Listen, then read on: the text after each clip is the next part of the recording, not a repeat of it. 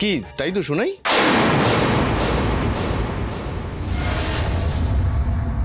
ওকে ওকে দয়া করে কিছু জিজ্ঞেস করবেন না। আপনি কি জানেন সেটা প্লিজ বলুন। আমরা তো রাস্তায় বেরিয়ে অনেক খোঁজাখুঁজি করলাম, পেলাম না। পরে জানতে পারলাম ওর নাকি অ্যাক্সিডেন্ট হয়েছে। কোচ স্যার বললেন একটু ফলমূল নিয়ে ওকে দেখে আসতে।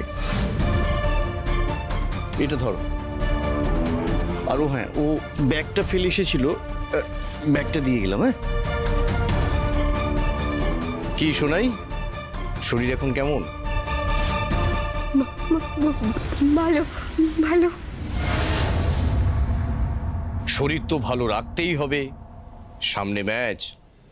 কোচ স্যার ওদের জন্য একেবারে জান লড়িয়ে দিচ্ছেন। ওদেরকেও তো লড়াইটা লড়তে হবে। শোনাই, তাড়াতাড়ি ভালো হয়ে প্র্যাকটিসে চলে এসো, আর ফল টলগুলো খেয়েও। আমি তাহলে আসি। হ্যাঁ, আপনাদের এত বড় একটা একাডেমিতে এতগুলো স্টাফ রয়েছে, সেখানে একটা প্লেয়ারের সঙ্গে কি ঘটে গেল আপনারা কিছুই দেখতে পেলেন না? ঘুটে গেল মানে? আপনারা এমন করছেন যেন আপনাদের মেয়ের মাথায় আকাশ ভেঙে পড়েছে। আর যদি সেরকম কিছু হতো তাহলে তো আপনাদের মেয়ে বাড়িতে এসে বলতো। হ্যাঁ, মাথায় একটু চোট লেগেছে, তা খেলাধুলা করতে গেলে তো সেটা একটু রকম লাগে। আপনি যত সহজে বিষয়টা এড়িয়ে যাচ্ছেন, বিষয়টা কিন্তু তত সহজ বলে মনে হচ্ছে না। আপনি বলতে না চাইলে বলবেন না। আমার বড় মেয়ে কিন্তু এটা নিয়ে পুলিশে যাবে। ও কিন্তু শেষ দেখে ছাড়বে।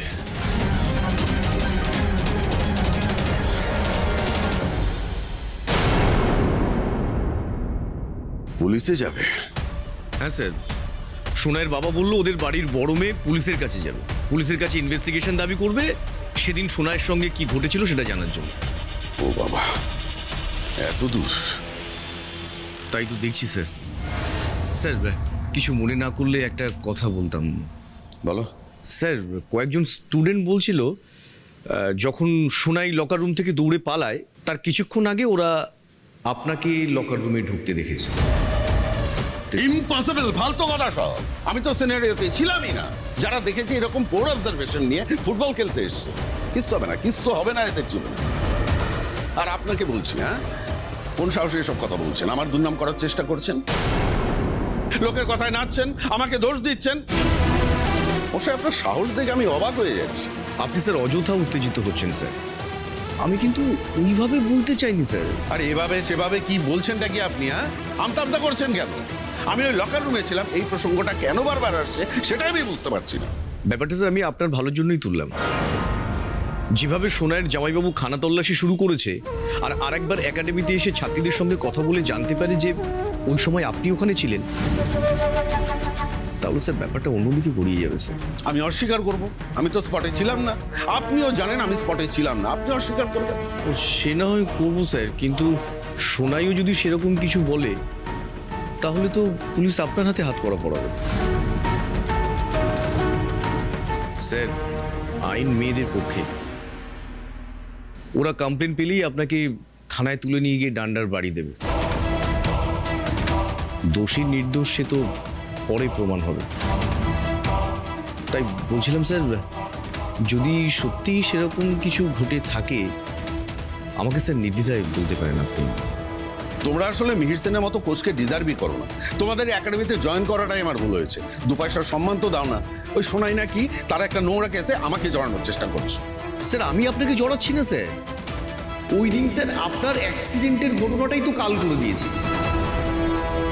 ওর বাড়ির লোক এখন এই দুটো অ্যাক্সিডেন্টের মধ্যে লিঙ্ক করার চেষ্টা করছে। এখন পুলিশও যদি সেটা বিশ্বাস করে আপনাকে স্যার দোষীটা ওরা। আরে বুঝতে পারছেন না কেন? এসব ওরা টাকা খেচার জন্য করছে। আমি তো বারবার বলেছিলাম এসব গরিব বাড়ির মেয়েরা সব গোল্ড ডিগার এক একটা। এক মিনিট, আচ্ছা, সোনাইয়ের বাড়ি থেকে কারা কারা এই বিষয়টার মধ্যে বেশি ইনভলভ বলুন তো? সোনাইয়ের বর্দি আর জামাইবাবু। স্যার, ওর জামাইবাবু তো একাডেমিতে এসে রীতিমতো হুমড়ি তুমড়ি করে গেছে। দিদি জামাইবাবু কি নাম, কোথায় থাকে, কি করে, খোঁজ লাগান। স্যার নামটা ঠিক জানি না, কিন্তু দুজনে খুব অদ্ভুত পেশাতে আছে। দিদি ড্রাইভার, জামাইবাবু নার্স। সম্ভবত স্যার ওরা একই অর্গানাইজেশনে কিংবা একই বাড়িতে কাজ করে। ওদের বাড়িতে কি তাই শুনলাম।